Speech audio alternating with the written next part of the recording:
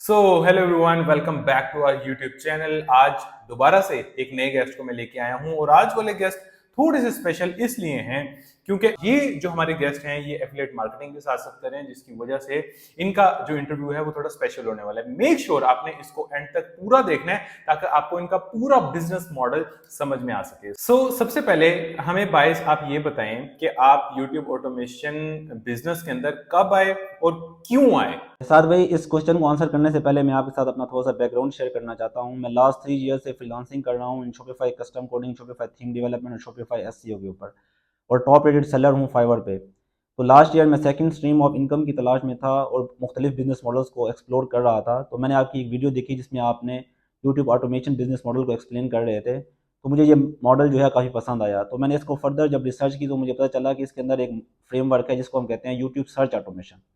तो last year मैंने YouTube search automation start किया और 6 मंथ्स के अंदर चैनल मोनेटाइज हो गया। तो अब अल्हम्दुलिल्लाह चैनल जो है वो अच्छा चल रहा है। अच्छा, मैं अपनी ऑडियंस को बताऊं कि जैसे मैं अक्सर बहुत से लोगों को पता भी होगा बताता हूं कि YouTube पे एक कैटेगरी है कि आप ऐसी वीडियोस बनाएं जो वायरल जा रही हैं और लोग अपनी YouTube की ऐप खोलते हैं उनके सामने आ जाती हैं। वो होती हैं रिकमेंडेशन बेस्ड वीडियोस या ब्राउजेबल वीडियोस। एक वो वीडियोस होती हैं जिनको हम YouTube सर्च में जाकर सर्च करते हैं। For example, how to change this diary cover, या how to change dark mode on Instagram, या how to tie a tie. ये ऐसी चीजें हैं जो कभी भी आपके सामने खुद नहीं आती, आप जाके सर्च करते हैं और तभी आपके सामने वो वीडियोस आती हैं। और यहाँ पे बहुत ज्यादा डिपेंड कर रहा होता है कि आपकी वीडियो कितनी अच्छी ऑप्टिमाइज है, आपने कितनी अच्छी एसईओ की है, तभी आपकी वीडियो टॉप पे आएगी, वरना आपकी वीडियो विजिबल भी नहीं होगी। ठीक है, तो यहाँ पे बाइस ये कहना चाह रहे हैं कि वो ऐसी वीडियोस को टारगेट कर रहे हैं या उन्होंने ये वाला बिजनेस मॉडल अपनाया है जहां पे खास तौर पे सर्चेबल वीडियोस ही क्रिएट की जाती हैं। ठीक है बाइस, हमें ये समझ में आ गया। अब सर्चेबल वीडियोस के अंदर भी बहुत सी निशेज हैं, 20 30 40 निशेज हैं जिसपे बहुत से लोग कंटेंट बना सकते हैं। आप ये बताएं कि आप किस निश को टारगेट करें, आप किस तरह का कंटेंट इस पर्टिकुलर फ्रेमवर्क के अंदर बना रहे हैं। अच्छा साथ भाई, इस फ्रेमवर्क के अंदर हम टारगेट कर रहे हैं मोबाइल ऐप्स को, मोबाइल गेम्स को, सोशल मीडिया प्लेटफॉर्म्स को, विंडोज सॉफ्टवेयर्स को, इसके अलावा वेबसाइट्स को। और जो हमारा मेन फोकस है वो है इमर्जिंग एआई टूल्स के ऊपर, क्योंकि उनका जो डिमांड है वो हाई है और जो कंपटीशन है वो काफ़ी लो है। ऑल राइट, यानी जो टूल्स नए से नए आ रहे हैं, मिसाल के तौर पे 2022 में अगर आपने 2022 के एंड में जब चैट जीपीटी आया, अगर आपने उसी टाइम पे चैट जीपीटी से रिलेटेड वीडियोस बना ली कि how to do this on ChatGPT, how to do that on ChatGPT, तो आपकी वीडियोस का रैंक होने का चांस बहुत ज्यादा है, क्योंकि उस टाइम पे लोगों की डिमांड है। लेकिन ऑब्वियसली भाई वहां पे और क्रिएटर्स ऐसे नहीं होंगे जिसकी वजह से आपकी वीडियो टॉप पे रैंक करेगी। एम आई राइट? आप इसी तरह से चीजों को लेकर चल रहे हैं। जी साथ भाई, बिल्कुल इसी तरह चीज़ों को लेके चल रहा हूँ। बस ये है, किसी भी एआई टूल को सिलेक्ट करने से पहले मैं दो चीज़ों को एनालाइज करता हूँ कि क्या उसका सर्च वॉल्यूम है, क्या उसका कंपटीशन लो है। अगर ये दोनों क्राइटेरिया फुलफिल करते हैं तो तब जो है हम उस पर वीडियोस बना लेते हैं। सही सही। तो अब मुझे ये बताएं कि आप इसमें मतलब कोई भी एआई टूल को बीच में ले आते हैं, कोई भी सॉफ्टवेयर को बीच में ले आते हैं, या आपने अपनी कोई पर्टिकुलर निश रखी हुई है कि नहीं मैंने सिर्फ और सिर्फ एप्स को ही टारगेट करना है, या मैंने सिर्फ और सिर्फ इसी तरह के एआई टूल्स को टारगेट करना है, या आप you are open for every tool and every software. ऐसे साथ भाई, हम हर टूल के लिए ओपन हैं पड़े। बस किसी भी टूल को सिलेक्ट करने से पहले मैं ये चीज़ मेक श्योर करता हूँ कि क्या उसका सर्च वॉल्यूम हाई है और कंपटीशन लो है, तब जो है हम उस पर वीडियोस बना लेते हैं। अच्छा, मैं भी अपनी ऑडियंस को ना यही बताता हूं, अगर उन्होंने मेरी वीडियोस को कुछ फॉलो किया है, कि सर्चेबल फ्रेमवर्क के अंदर ना फायदा ही है कि आपको कोई एक पर्टिकुलर सेगमेंट ऑफ निश में जाने की जरूरत नहीं है। आप दिन की 10-10 वीडियोस बनाएं और आप हो सकता है महीने की 300 वीडियोस बनाएं। अब 300 वीडियोस एक महीने में या साल में आपकी हो सकता है 3600 वीडियोस हो जाए। तो यहाँ पे एक निश को पकड़ने की जरूरत नहीं है, आपने अच्छी कीवर्ड रिसर्च करनी है, क्योंकि आपकी कोई यहाँ पे लॉयल ऑडियंस नहीं है। एक वीडियो को आपकी एक सेट ऑफ ऑडियंस देखेगी, दूसरी वीडियो को दूसरी सेट ऑफ ऑडियंस देखेगी, शॉपिफाई की वीडियो को शॉपिफाई वाले लोग देखेंगे, नेटफ्लिक्स की वीडियो को नेटफ्लिक्स वाले लोग देखेंगे, इंस्टाग्राम की वीडियो को इंस्टाग्राम वाले लोग देखेंगे। तो यहाँ पे आपने कोई हैवी किस्म की ऑडियंस बनाना आपका टारगेट नहीं है। आपके अगर 20-25 हजार भी सब्सक्राइबर्स है ना, बिलीव मी, आप $1000 $2000 आराम से कमा सकते हैं। अब मुझे आप ये बताएं बायस, आपको कोई भी ऐप नजर आती है, कोई भी सॉफ्टवेयर नजर आता है, आप उस पर वीडियो बना लेते हैं। मुझे ये बताएं कि आपकी वीडियो की फ्रीक्वेंसी क्या है, आप महीने में, हफ्ते में कितनी नंबर ऑफ वीडियोस को टारगेट करते हैं, कितनी आपने डेली वीडियोस अपलोड करनी होती हैं, किस तरह से आप इसको लेकर चल रहे हैं। एहसास भाई, क्योंकि इसमें कोई लॉयल ऑडियंस नहीं होती, तो जो हमारा टारगेट है वो पर मंथ बेस होता है। हमने एक टारगेट सेट किया हुआ है कि हम जो है 96 वीडियोस अपलोड करते हैं पर मंथ। अब ये ज़रूरी नहीं है कि मैं डेली 4 वीडियोस अपलोड करता हूँ या 5 वीडियोस अपलोड करता हूँ। मुझे जब टाइम मिलता है मैं वीडियोज़ अपलोड कर देता हूँ। कभी एक दिन में मैं 15 वीडियोज़ भी अपलोड कर देता हूँ, कभी 20 वीडियोज़ भी अपलोड कर देता हूँ, कभी 5-5 दिन बीच में गैप भी दे देता हूँ। ये इस तरह भी कर सकता हूँ कि कभी जो है एक दिन में 50 वीडियोज़ अपलोड कर दूँ। तो कोई स्पेसिफिक डेट या टाइम नहीं सेट किया हुआ इसके लिए। Very nice, very nice. और ये चीज सिर्फ तभी पॉसिबल है अगर आप सर्चेबल फ्रेमवर्क के अंदर हैं। 22 भी इस चीज से एग्री करेंगे कि अगर मैं या आप हम अगर ब्राउजेबल निश के अंदर होंगे ना, तो तब ये चीज पॉसिबल नहीं, क्योंकि वहां पे आपने एक लॉयल ऑडियंस बनानी होती है। उसको आपने प्रिपेयर करना होता है कि भाई मेरी हर ट्यूसडे वीडियो आएगी, या हर वेडनेसडे वीडियो आएगी, या हफ्ते में 3 वीडियोस आएंगी, या रोज की एक वीडियो आएगी। अगर आप वहां से ऊंच नीच करेंगे ना, तो आपकी ऑडियंस खराब होगी। यहाँ पे आपकी कोई ऑडियंस आपने ऐसा बनानी नहीं है। You just have to rank your videos. तब आप दिन की भी 96 डाल दें और आगे 29 दिन आप वेले रहें, तो तब भी आपको इसमें कोई नुकसान नहीं होगा। 22 आप इस चीज को सेकंड करेंगे। ये मेरा पर्सनल एक्सपीरियंस भी है, मेरा खुद का भी सर्चेबल यूट्यूब चैनल है। मेरी ऐसी ऐसी वीडियोस भी हैं जो लिटरली 700 दिन पुरानी है।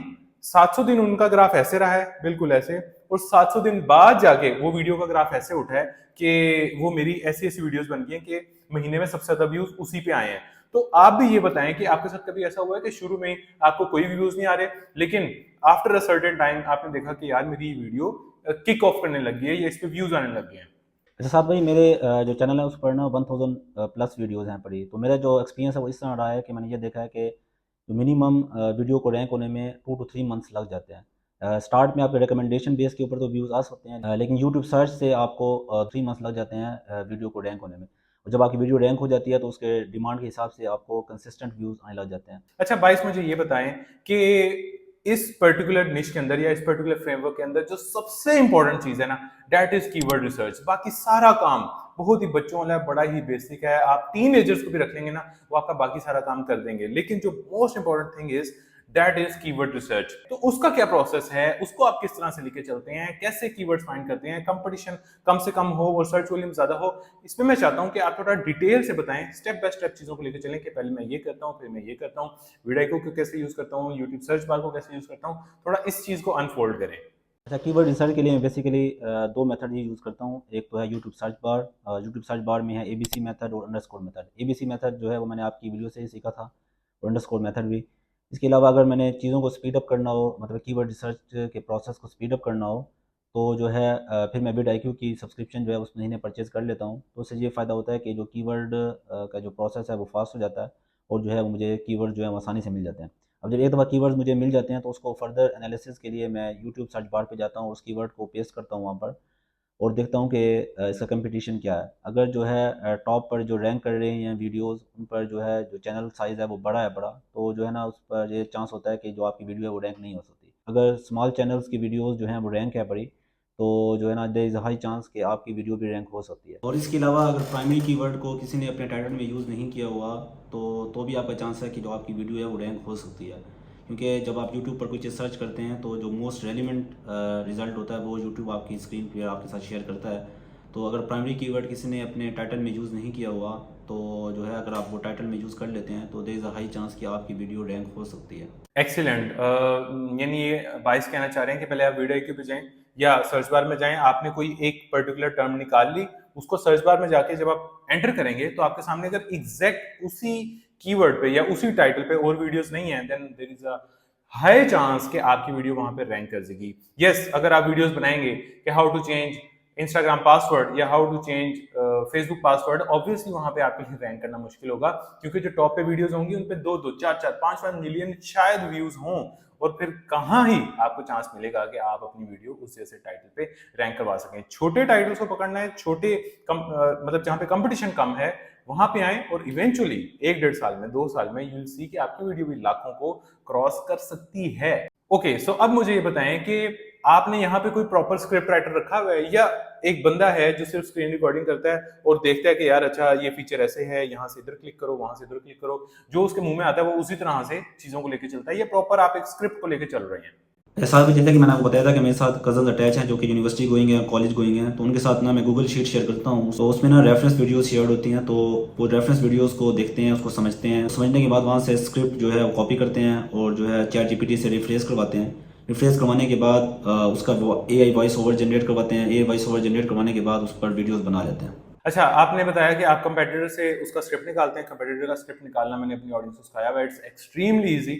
अब वहां से स्क्रिप्ट आ गया, उसको रिफ्रेश किया, रिफ्रेश करके ऑब्वियसली उसमें ह्यूमन इनपुट आप लोग देते होंगे कि यार कोई बहुत ही रोबोटिक वर्ड्स ना आ रहे हो या बहुत ही चैट जीपीटी फ्रेंडली वर्ड्स ना आ रहे हो, वो हमने उसको निकाल दिए। अब हमारे पास स्क्रिप्ट आ गया, उसका एआई वॉइस ओवर निकाल लिया। देन आप क्या करते हैं कि मतलब वॉइस ओवर हमारे पास आ गया, जैसे जैसे वॉइस ओवर चल रहा है क्या आप साथ साथ उसी तरह से स्क्रीन पे परफॉर्म करके स्क्रीन की रिकॉर्डिंग करते हैं या कोई और मेथड आप फॉलो करते हैं? साथ भाई वॉइस ओवर जनरेट करने के बाद वो लोग जो है ना बैकग्राउंड पे ऑडियो को प्ले करते हैं। ऑडियो को प्ले करने के बाद स्क्रीन रिकॉर्डिंग करते हैं।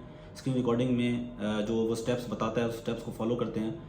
और जब वो वीडियो जनरेट हो जाती है तो अगर कोई स्टेप आगे पीछे करना होता है या किसी स्टेप को स्पीड अप करना होता है, स्लो डाउन करना होता है ताकि सिंक्रोनाइज हो जाए, तो वो वीडियो एडिटिंग के जरिए वो कर लेते हैं। That's great, I hope so कि ऑडियंस को समझ में आ गया होगा। अच्छा बाइस, मुझे एक चीज बताएं कि अगर आप ह्यूमन वॉइस ओवर के साथ जाएं या आप कभी ह्यूमन वॉइस ओवर के साथ गए हैं तो उसमें क्या डिफरेंस है, या आप अगर उधर नहीं गए तो क्यों नहीं गए? वॉइस ओवर यूज़ करने का एक तो फ़ायदा ये है कि चीज़ें जो हैं वो स्पीड अप हो जाती हैं, और दूसरा फ़ायदा ये है कि जो है यूट्यूब रिकमेंड करता है प्रीमियम ऑडियंस को। जब आपका एक्सेंट जो है वो प्रीमियम कंट्री से अलाइन करता है तो यूट्यूब ऑटोमेटिकली रिकमेंड करता है प्रीमियम ऑडियंस को, यूएसए, यूके, कनाडा को। तो अगर हम ह्यूमन वॉइस ओवर यूज़ करते हैं तो जो हमारा एक्सेंट है वो देसी होता है, जिसकी वजह से यूट्यूब जो है वो रिकमेंड करता है पाकिस्तान, इंडिया और बांग्लादेश को। तो जो हमारा मेन मकसद है वीडियोस बनाने का वो ये है कि जो हमारी ऑडियंस हो वो प्रीमियम कंट्रीज से हो। तो that's why we are using AI voice over. Okay, that's great. तो अभी राइट नाउ क्या रेशियो है आपके चैनल पे? आप मतलब कितने परसेंट ऑडियंस आपको यूएसए या टीयर 1 कंट्री से आ रही है, और कितने परसेंट आपको थोड़े इंडिया पाकिस्तान जैसे कंट्री से आ रही है? ऐसा भाई जो दो मेन ऑडियंस हैं वो हैं इंडिया और यूएसए। मतलब मैंने जितनी मर्जी कोशिश कर ली है कि इंडियन ऑडियंस को कम कर लूँ, लेकिन वो इंडियन ऑडियंस कम नहीं होती क्योंकि उनकी जो पॉपुलेशन है वो काफ़ी ज़्यादा है बड़ी। तो 15% जो है वो यूएसए ऑडियंस है और 20% जो है वो इंडियन ऑडियंस है। इसके अलावा बाकी जो है वो फिलीपींस है, बांग्लादेश है, कनाडा है, इंग्लैंड है और इसके अलावा पाकिस्तान है। ओके, सो अब आप बताएं कि video editor, obviously video editing इसकी इतनी सिंपल है कि अगर आप एक कोई 16 साल के बच्चे को भी बिठा देंगे ना, वो भी इसकी वीडियो एडिटिंग कर लेगा। आप बताएं कि आपने ये रिसोर्स कहाँ से पकड़ा है, कैसे पकड़ा है, वीडियो एडिटिंग कैसे करवाते हैं, दिन की वो कितनी वीडियोस आपके लिए एडिट कर पाता है? तो साथ में जैसे कि मैंने आपको बताया था कि मेरे साथ मेरे कज़न अटैच हैं जो यूनिवर्सिटी गोइंग हैं, जो कॉलेज गोइंग हैं। तो उनको टोटल 2 दिन लगे थे वीडियो एडिटिंग सीखने में। तो उनको मैंने 2 दिन में ये वीडियो एडिटिंग सिखा दी थी। तो हम यूज़ करते हैं फिल्मोरा को। फिल्मोरा में मैंने उनको सिखाया था कि किस तरह टाइटल ऐड करते हैं, किस तरह जो है ट्रांजिशन ऐड करते हैं, किस तरह पॉइंटर ऐड करते हैं, किस तरह जो है सबटाइटल्स ऐड करते हैं, किस तरह जो है चीज़ों को स्पीड अप करते हैं, चाहे स्लो डाउन करते हैं, और आखिर में किस तरह लाइक और सब्सक्राइब का बटन ऐड करते हैं। तो टोटल 2 दिन लगे थे वीडियो एडिटिंग सीखने में। तो अब वो डेली बेसिस पर मुझे वीडियो डिलीवर कर रहे हैं। अब यहीं से थंबनेल पे आते हैं। थंबनेल का भी आप बताएं कि आपने कोई बहुत हैवी कोई थंबनेल एडिटर रखा हुआ है जो फोटोशॉप को यूज करके इनके थंबनेल बनाता है, या एक बेसिक सा कैनवा पे डिजाइन करने वाला कोई आपने बचा रखा हुआ है जो इजीली दिन के 2, 4, 5, 6 थंबनेल्स बना पाता है आप? या थंबनेल डिज़ाइनिंग के लिए हम कोई एडवांस सॉफ्टवेयर यूज़ नहीं करते, सिंपली कैनवा यूज़ करते हैं और जो है उसमें थंबनेल डिज़ाइन करते हैं। तो हमने इसके लिए 2 टेम्पलेट रखे हुए हैं, मोबाइल के लिए और लैपटॉप के लिए। लैपटॉप के लिए हमारा सेपरेट टेम्पलेट होता है और मोबाइल के लिए सेपरेट टेम्पलेट होता है। सिर्फ हम उसमें जो है ना टाइटल चेंज करते हैं और हमारा जो थंबनेल होता है वो रेडी होता है। एग्जैक्टली, मैं भी इसी पैटर्न को फॉलो करता हूँ। मैंने भी एक बंदा रखा हुआ है जो स्क्रीन रिकॉर्डिंग और वॉइस ओवर कर देता है, और एक बंदा रखा हुआ है जो वीडियो एडिटिंग और थंबनेल कर देता है। एंड मैक्सिमम उनके शायद दिन का 1 घंटा लगता होगा और वो मेरे लिए 6-6 वीडियोस बना पाते हैं। तो it is as easy as we guys are talking about it, ये इतना ही आसान है। अच्छा, अब मुझे ये बताएं, थोड़ा टीम पे आते हैं, या बल्कि उससे पहले एसईओ पे आते हैं। एसईओ आप खुद करते हैं या आपने ये टीम को सिखाई हुई है? एसईओ क्या मैटर करती भी है या मैटर नहीं करती? कौन से टूल्स यूज करते हैं, कौन से नहीं करते? साथ भाई इस फ्रेमवर्क में एसईओ जो है वो ज़्यादा मैटर करती है। कीवर्ड रिसर्च और एसईओ जो है वो मैं खुद करता हूँ और बाकी जो तमाम टास्क हैं वो मेरी टीम करती है। अगर इस फ्रेमवर्क में आपकी कीवर्ड रिसर्च और एसईओ स्ट्रॉन्ग नहीं है तो जो है वीडियोस को रैंक करना काफ़ी मुश्किल हो जाता है। वीडियोस की एसईओ के लिए और कीवर्ड रिसर्च के लिए मैं यूज़ करता हूँ vidIQ को। वहाँ से मैं प्राइमरी कीवर्ड निकालता हूँ, रेलिवेंट कीवर्ड निकालता हूँ। उन प्राइमरी कीवर्ड्स और रेलिवेंट कीवर्ड्स को डिस्क्रिप्शन में ज़रूर ऐड करता हूँ। ठीक है। And what about tags? आपको लगता है कि टैग्स की एज सच राइट नाउ 2024 में कोई इंपॉर्टेंस है? क्या टैग से फर्क पड़ता है वीडियो की रैंकिंग में, या जस्ट असल चीज है टाइटल और थोड़ी बहुत डिस्क्रिप्शन एंड दैट्स इट? साथ भाई मेरे एक्सपीरियंस के मुताबिक टैग्स की तो इतनी खास इंपॉर्टेंस नहीं है। टाइटल जो है वो सबसे ज़्यादा इंपॉर्टेंस है, उसके अलावा जो है डिस्क्रिप्शन की। अगर आपका टाइटल और जो डिस्क्रिप्शन है वो एसईओ ऑप्टिमाइज्ड है तो आपकी जो वीडियो है वो रैंक हो सकती है।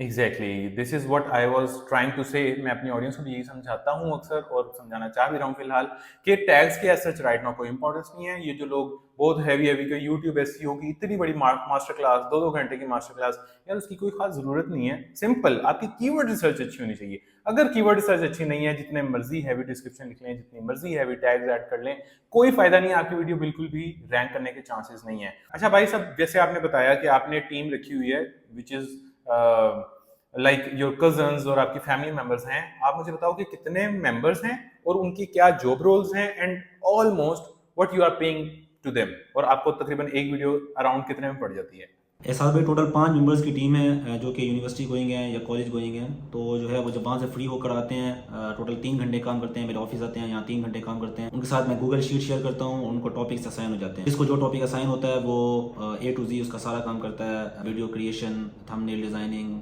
वीडियो एडिटिंग एटसेट्रा, और एंड में मुझे वीडियो डिलीवर कर देता है। और जो है उनको जो टोटल पे मिलती है वो 10 to 15,000 होती है, depends on the number of videos.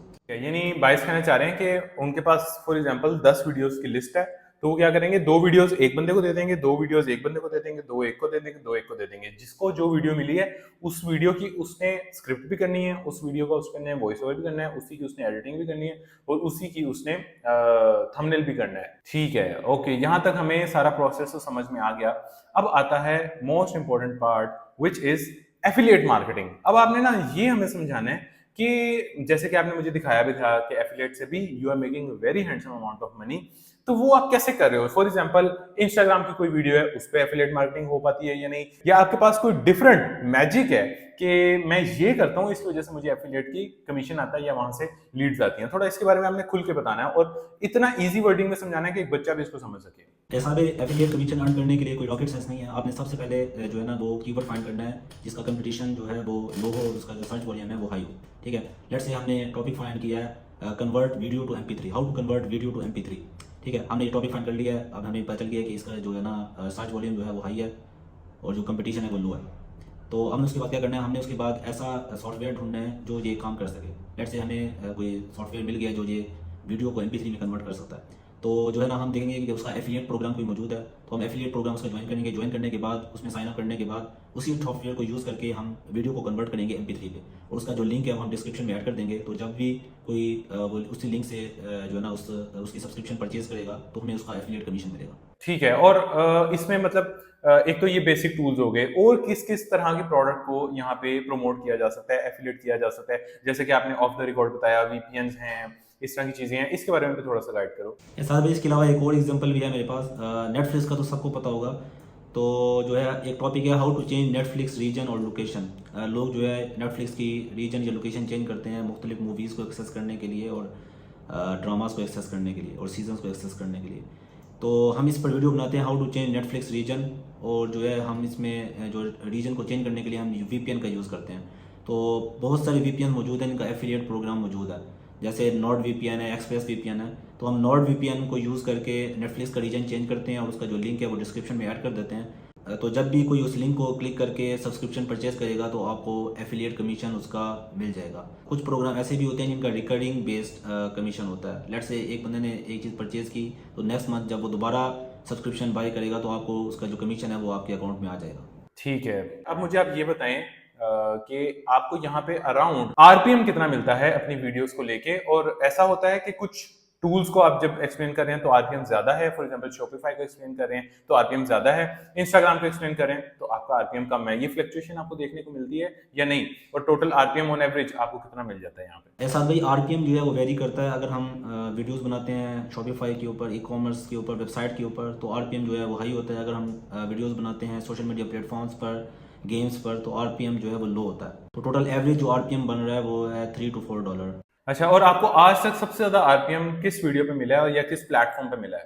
जैसा भी मुझे सबसे ज़्यादा जो RPM मिला था वो मिला था शॉपिफाई की एक वीडियो हमने बनाई थी, उस पर मुझे $20 मिले थे 1000 व्यूज़ के ऊपर। That's great. और ये बहुत हैवी RPM है, $20। हम $10 का इवन हाईएस्ट RPM कंसिडर करते हैं, बट $20 मिलना इज आई मस्ट से कि ये बहुत ही अच्छा RPM है। और लोग अगर इस तरह की वीडियोस बना ही रहे हैं देन व्हाई नॉट शॉपिफाई, आप शॉपिफाई ट्राई करें, आप उस पर वीडियोस बनाएं। So I think that was all for today's video. अगर आप लोगों का कोई क्वेश्चन है बाइस से, इस पर्टिकुलर फ्रेमवर्क से रिलेटेड या इस पर्टिकुलर निश से रिलेटेड, तो आप लोग नीचे कमेंट कर सकते हैं। आई वुड अप्रिशिएट अगर बाइस आप आके लोगों के क्वेश्चंस के आंसर भी करो, जो भी उनके एम्बिग्यूटीज हैं उनके भी आंसर करो।